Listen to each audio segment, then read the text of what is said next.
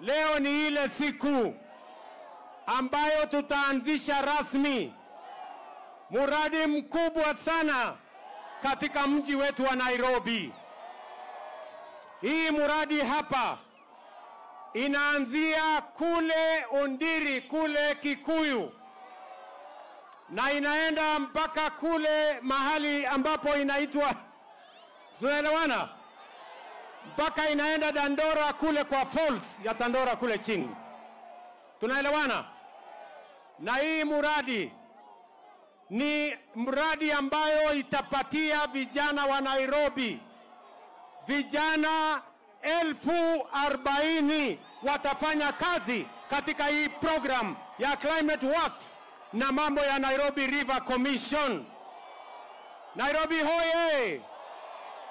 Vijana wa Nairobi muko tayari ama muko tayari? Nairobi muko tayari?